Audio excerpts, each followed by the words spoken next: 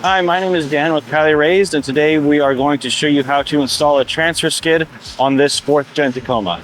For the transfer skid, what we'll need is 2 plate washers, 2 1/2-inch snap nuts with 2 wired snap plates, a 3/4 snap nut with a snap plate, 2 1/2-inch bolts with the washers, 3 3/8 carriage bolts with the associated nuts and washers, 2 longer 3/8 carriage bolts with associated nuts and washers, as well as a 3/8 button head bolt.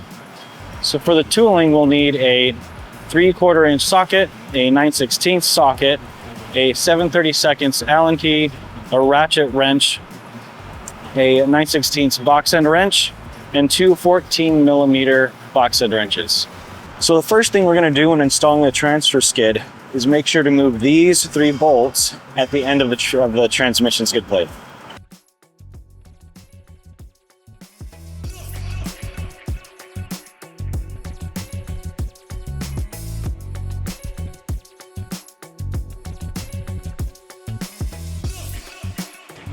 So next we're going to go ahead and install these snap nuts into our snap plates.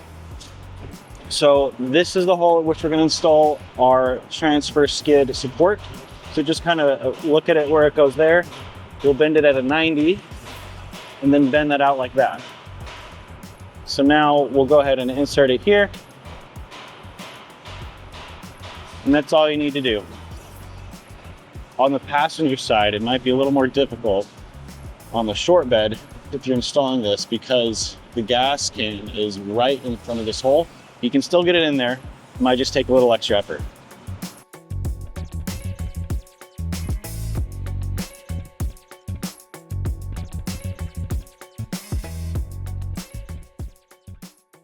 So now that we have our snap nuts in the frame, we're going to go ahead and install the transfer skid brace. So pay attention as to how I'm holding this, right?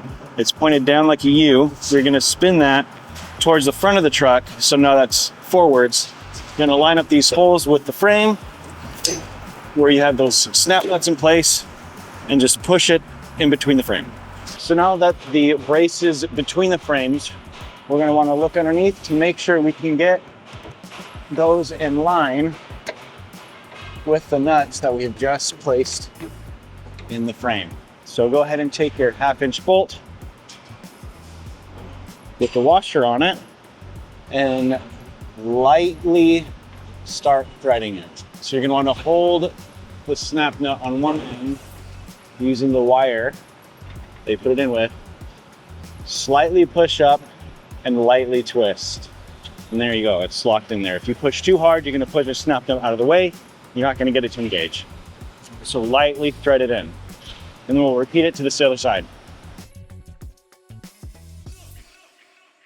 So next we're going to install our transfer skid by sliding it in between the transmission brace and the transmission skid.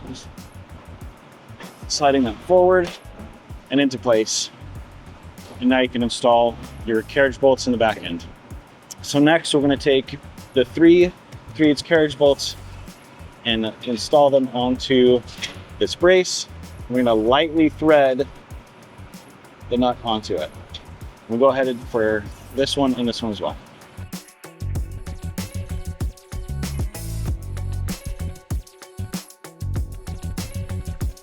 So next we're going to go ahead and install these 3 bolts. The 2 longer 3/8 carriage bolts and then the button head bolt in the center with a snap nut.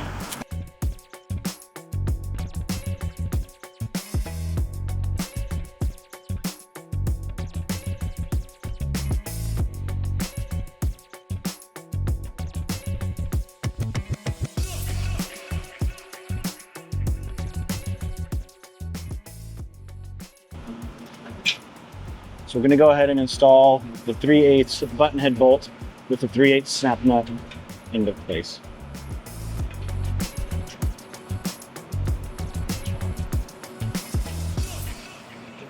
So now we're going to install the 3/8 carriage bolt. Be sure to line up the transfer and the transmission plate so that the holes are clear.